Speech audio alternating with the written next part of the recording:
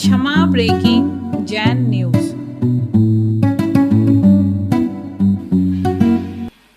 ये मंदिर मेरा है, ये मंदिर मैंने बनाया है, मेरा मंदिर है। ये महाराज मेरे हैं, मैं लाया हूं। चिंता मत करना। ऐसे हमारे पास बहुत है। राजस्थान में जब मैं प्रवेश गया, राजस्थान की बॉर्डर पर जैसे ही जाते ही साधु की बोली लग जाती है, बोली लग जाती है। कौन साधु को लाएगा, कौन साधु को ले जाएगा। और वो क्या करते हैं, फिर साधु की वो फलाने सेठ के अंडर में साधु चलेगा। बिहार करना तो उनसे पूछ के, आहार को किसके यहां जाना पूछ के, आशीर्वाद किसी का देना पूछ के, उस सेठ से पूछे बिना कुछ नहीं कर सकते महाराज। अब मुझे पता नहीं था, मेरी भी बोली लग गई। अब मेरी बोली लगी तो वो तो उनको सेठों को तो सब मालूम था। उन्होंने कहा महाराज जी मैं सामा क्यों बैठ गया, कोई श्रीफल चढ़ाने आए महाराज जी वहां जाना। तो वो जो फलाना जो था ना, जो मुझे रास्ते में बिहार में चलता होगा, अब मैं तो समझ रहा भगत चल रहा है, अरे वो तो सेठ चल रहा था। मैंने समझा भगत चल रहा है, वो तो सेठ चल रहा था। और सामायिक सुनते ही बोले महाराज जी आपको उधर बिहार करना, उस गांव में जाना। मैंने कहा भैया मैं तो नहीं, मेरे जाने का मन नहीं है, उधर दूर पड़ेगा, थोड़ा चक्कर पड़ेगा। क्यों? मैंने तो कहा नहीं कि। बोले आपने नहीं कहा, मैंने कह दिया, मैंने कह दिया जाना पड़ेगा आपको वहां। अरे भाई मैंने कही ये तो आज तक मुझे जाना पड़ेगा। बोले मैंने कह दिया उनसे कि जाओ, तुम जाओ, तैयारी करो, महाराज आएंगे वहां पर, आएंगे वहां पर महाराज। हाँ मैंने कह दिया आपको वहां जाना पड़ेगा। 5 मिनट में मैंने कहा कि बताओ, शेर के बच्चे ये सुनने के आदी है। आचार्य विद्यासागर के चेले सुनने के पहली बार सुना हमारे पास। मैंने कहा भैया ये आज तक इस गले में कोई सांकल नहीं डाल पाया, शेर के गले में सांकल।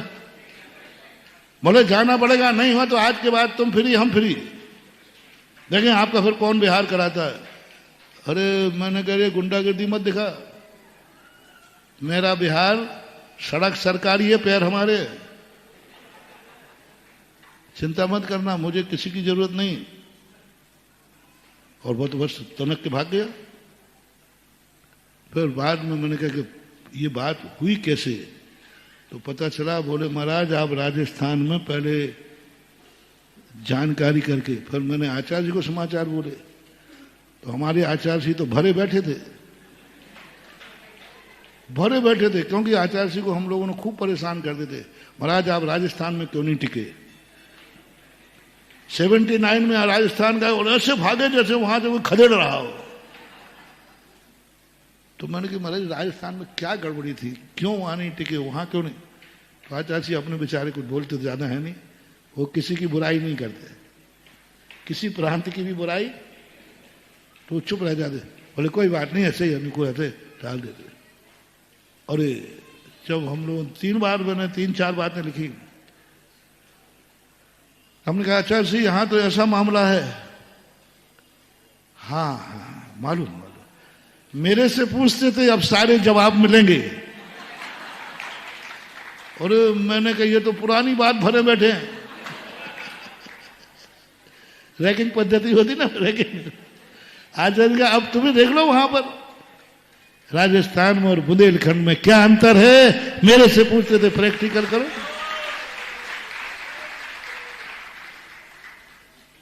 संघ संचालक होते थे, संघपति होते थे, और ऐसी गुंडागिर्दी चलती थी। एक स्थान पर मैं पहुंच गया और वो चले गए, वो तो भाई जा भाई, नहीं अच्छा रहा कि मुझे पता चल गया, नहीं तो और कभी गड़बड़ हो जाती। एक स्थान पर 80 किलोमीटर तक चारों तरफ कोई जैन समाज नहीं है। 80 किलोमीटर के बाद बीच में पड़ती है, नाम नहीं लूंगा, वहां हर साधु जाने को यदि चाहे, स्थान बहुत अच्छा है, साधु का जानने का मन करता है, लेकिन पहले वहां समाज की अनुमति लो। और यदि आप चले गए तो आप बिहार नहीं कर सकते। बिहार पहले कमेटी से पूछो, कमेटी, फिर कमेटी के अध्यक्ष कहेगा महाराज जी हम कल बिहार नहीं करा पाएंगे। क्यों? कल हमारे अध्यक्ष के यहाँ शादी है, परसों मंत्री के यहाँ टीए की बैठक है, और पर हम लोगों को धंधा पानी करने जाना है, अभी मीटिंग में प्रस्ताव पास नहीं हुआ, तो बेचारे महाराज बैठे रहते थे। बिहार करना 2 दिन 3 दिन 8 दिन, जब तक कमेटी अनुमति नहीं देगी संघ का साधु बिहार नहीं कर सकता। करेगा, परेशान करने, कोई जाएगा नहीं, जाओ।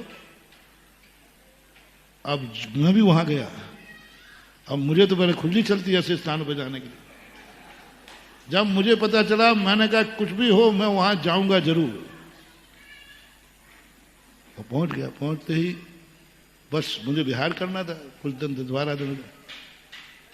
और मैंने कहा कि आज बिहार किसी को भी नहीं बताऊंगा, किसी को भी नहीं, यहां तक कि छुल्लकों को भी नहीं बताया।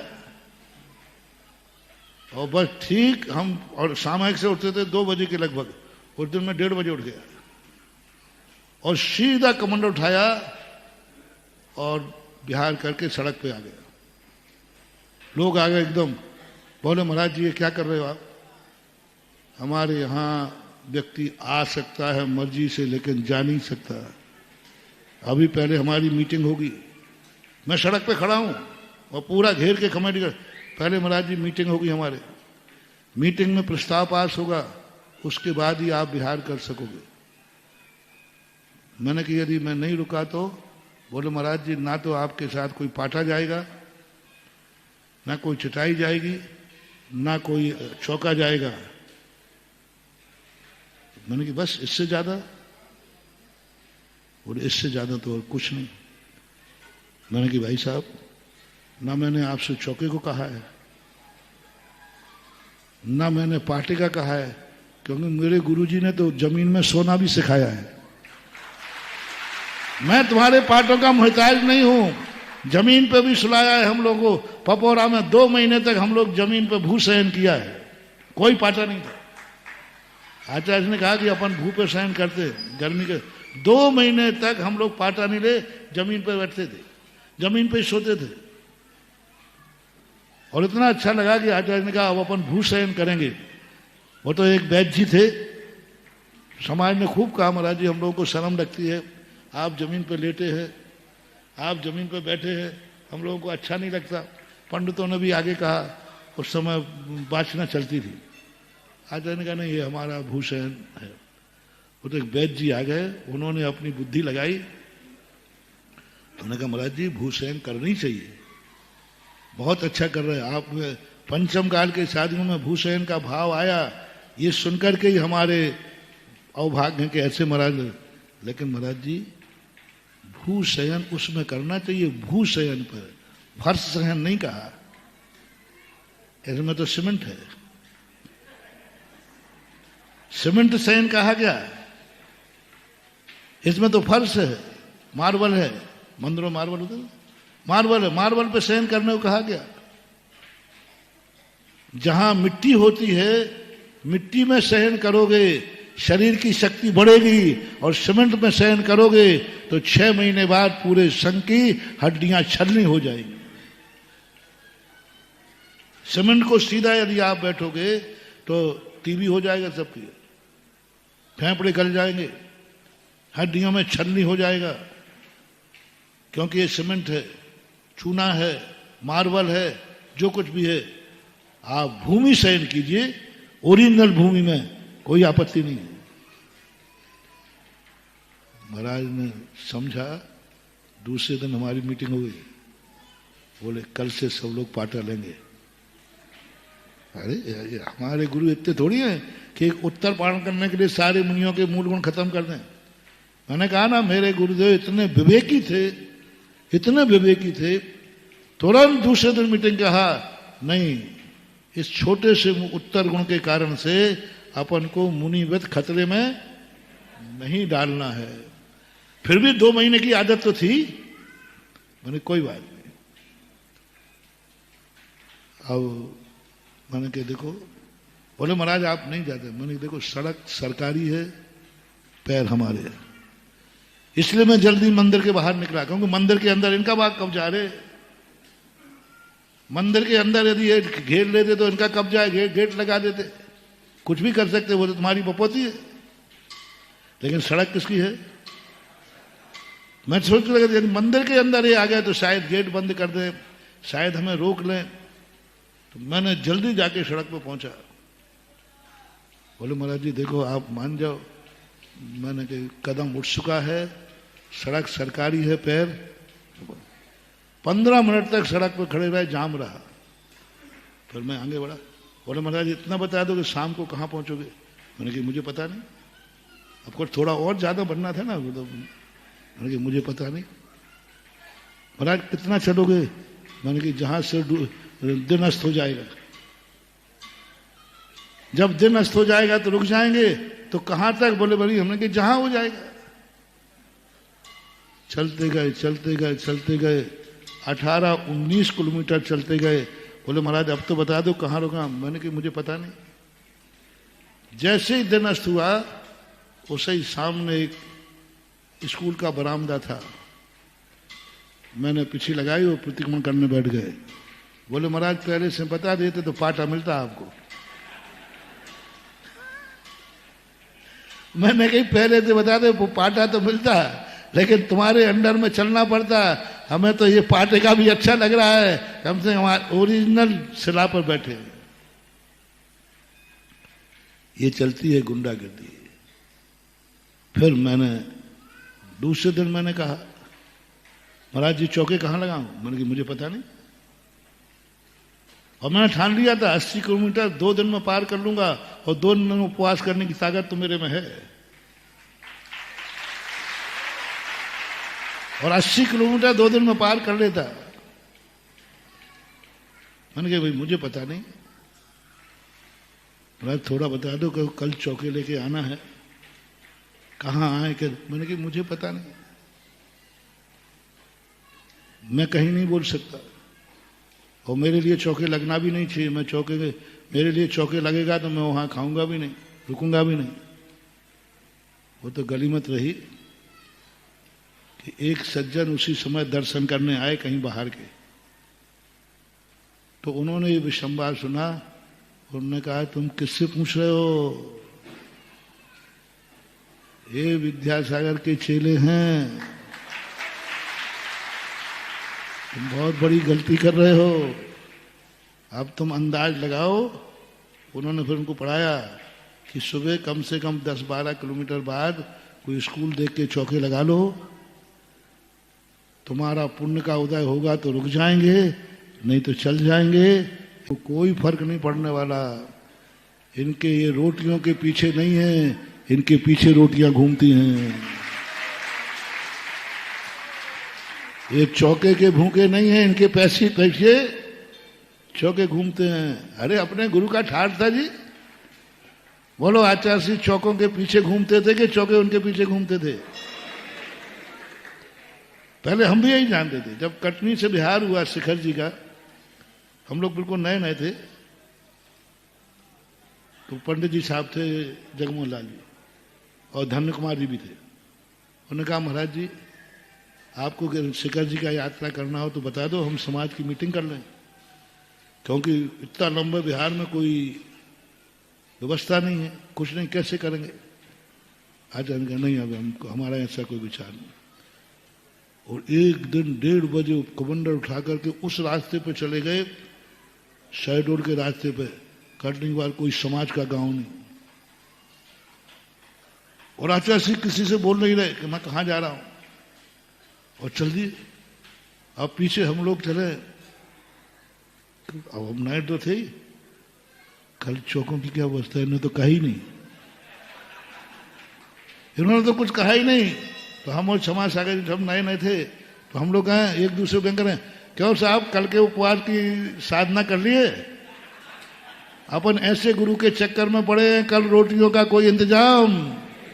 हम लोग खूब व्यंग कर रहे, क्यों? कल उपवास तो कर लोगे ना, क्योंकि कल तो चौके आने वाले है नहीं।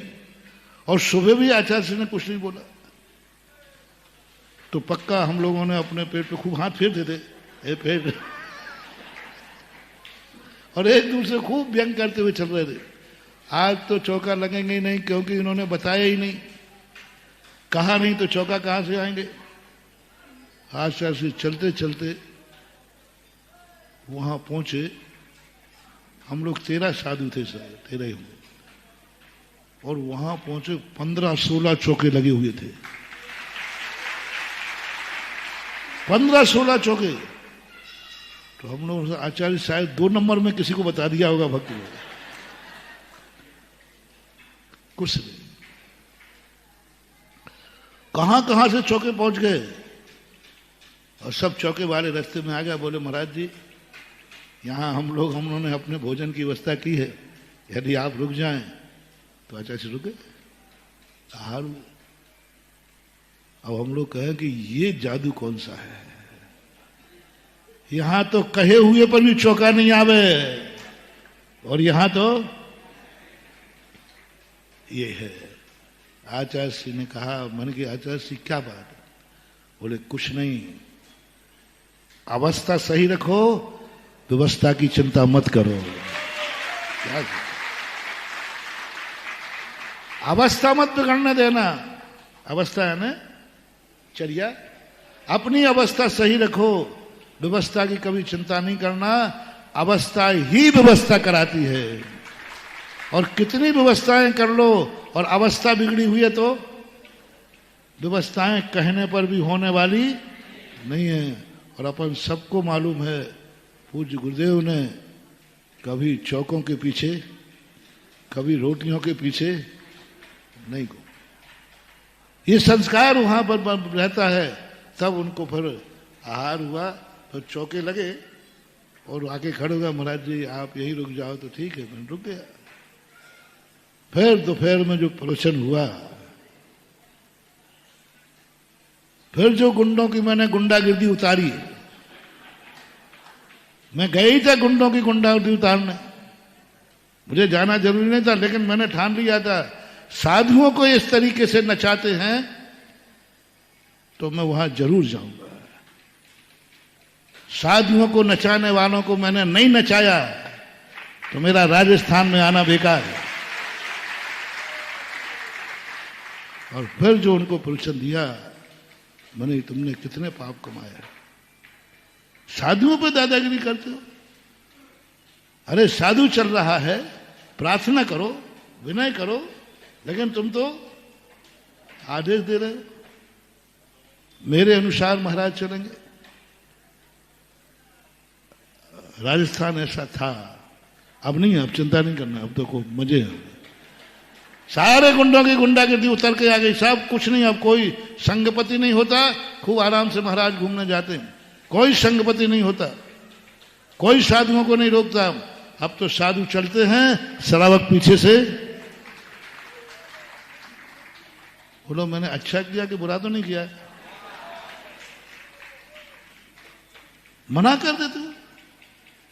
कई लोग तो ऐसे होते हैं, मेरे बिना इस मंदिर में साधु नहीं आ सकते। एक स्थान है राजस्थान जहां पूज्य आचार्य ज्ञान सागर महाराज को आने के लिए किवाड़ बंद कर दिए थे, नहीं आने देंगे, दादागिरी चलती थी, नहीं आने देंगे महाराज को। मैंने कहा अच्छा, मेरे दादा के लिए मना किया था, मैं उनका पोता हूं। उसी मंदिर में मैं भगवान महाराज का स्टेचू बैठा के आया हूं, और कह के आया दादाजी आप प्रवेश नहीं कर पाए, आपके पोते ने आपका स्टेचू प्रवेश करा दिया, अब आप होते तो आपको ले चलता। ऐसी तानाशाही चलती है नगरों में, ऐसे चलते।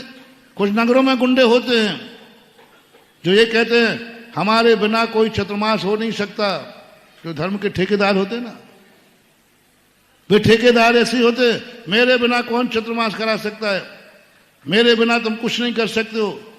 बच्चों को ना, अरे जाओ तुम करो, मेरे बिना कोई नहीं। मैं जिम्मेवार आदमी हूं। क्या हूं?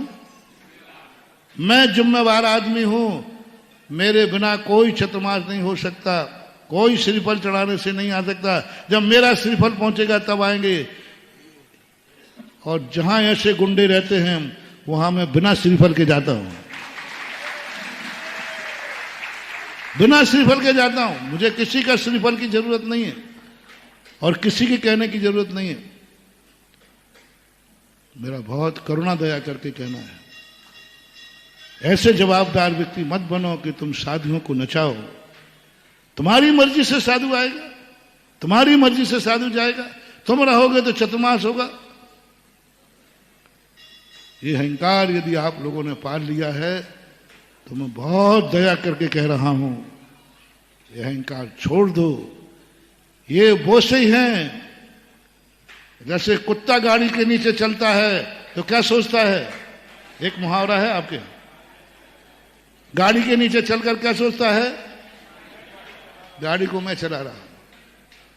एक मुर्गे की कहानी आती है दादी माँ की। एक दादी माँ थी, उसके बाद एक मुर्गा था, सीधी सादी थी, सागरे की थी। आप सागर लेके छेड़ देते हो ना, आप बिना सागर का नाम लिए बोलो ना, नहीं वो बिना मजा, मुझे मजा नहीं आएगा। वो क्या था, मुर्गा बोलता है तो सुबह होता है, ऐसा होता है ना, मुर्गा बोलते ही सब उठ जाते, चलो सुबह हो गया। तो दादी माँ को क्या पता था, दादी ले लो या दादा ले लो, दोनों ले लो, दादा दादी दोनों ले लो। बड़े बुजुर्ग थे, उनकी मान्यता थी नगर में, और सारा नगर उनको मानता था। वो नगर के लाल भुजक्कड़ थे। लाल भुजक्कड़ जानते, बीच में एक कहानी और जोड़ दूं। हाँ, कुछ समाज में लाल भुजक्कड़ होते हैं। लाल भुजक्कड़ होते हैं, मेरे बिना कुछ भी कोई नहीं जानता है, सब इडियट, सब मूर्ख हैं, सब अज्ञानी हैं, मैं ही ज्ञानी हूं। तो एक बार क्या हुआ कि सागर के बाहर से, सागर का कह रहा हूं, एक बड़े बड़े पैरों के निशान धूल में पड़े थे। अब सब सागर वाले सब कहते, इतने बड़े पैर किसके होंगे, इसके बड़े हो, अपन तो कुछ जानते ही नहीं, सब मूर्ख हैं। तो सब इकट्ठे होकर लाल भुजक्कड़ के पार पहुंच गए। बोले साहब ये बताओ, आप तो हमारे नगर के बहुत ज्ञानी हैं, बहुत जवाबदार आदमी हैं, बहुत जिम्मेवार आदमी हैं, आप बताइए ये क्या है, रात में कौन निकल गए यहां से, कोई भूत? अब लाल भुजक्कड़ के बाप ने नहीं देखे थे वो पैर। लेकिन अहंकारी व्यक्ति ये नहीं कह सकता कि मैं नहीं जानता हूं। कहता अरे मूर्ख हो, अहंकारी सबसे पहले क्या कहेगा, मूर्ख तुम कुछ नहीं जानते, इतनी सी बात नहीं जानते। बोले साहब नहीं जानते, लाल भुजक्कड़ जान के और न जाने कोई, पैर में हिन्ना, पैर में चक्की बांध के हिन्ना कूदो होए। रात में, हे मूर्खो सुनो, रात में हिन्ना जानते, हिन्ना हिरण, हिरण, हिरण ने अपने पैर में चक्की बांधी, चक्की जानते, चक्की वो पीसने वाली, तो चक्की का पार्ट पैर में हिन्ना ने बांध करके वो रात में यहां से कूदा है। और समाज ने कहा ओहो, लाल भुजक्कड़ जान के और न जाने। हाँ, ऐसे नगर में लाल भुजक्कड़ हैं, सागर में भी हैं, जो अपने आप को बहुत मानते हैं, हम ही सब कुछ हैं, हमारे बिना पत्ता हिल नहीं सकता। लाल भुजक्कड़ जान के और न जाने। इन लोगों का आज से क्या नाम रखना है, हम नए नए नाम देते जाएंगे, आप सुनते जाना। लाल भुजक्कड़, पैर में चक्की बांध के। अब बताओ, और तुम लोग इतने मूर्ख हो,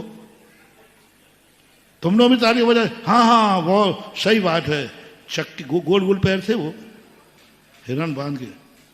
तुम थोड़ी तो अक्ल लगाओ रे, पहले बताओ हिरण के पैर में चक्की बांधी किसने होगी? दूसरी बात, हिरण जैसा पतला पैर इतनी बड़ी चक्की लेकर के कैसे? नहीं, वो तो अब तुम लोग भी तो मूर्ख हो। इतनी बड़ी चक्की हिरण के पैर से बांधी कैसे होगी? बांध करके वो कूदा कैसे होगा? कूद ही नहीं सकता। लेकिन तुम भी तो लाल भुजक्कड़ की माया में फंसे हो। तुमने कहा हाँ सही बात है, पैर में चक्की बांध के हैं, हिन्ना कूदो होए, और बस वो सब जान गए। और वो पैर था हाथी का। इसलिए ऐसी चीजों में थोड़ा सा अक्ल लगाओ, बुद्धि लगाओ।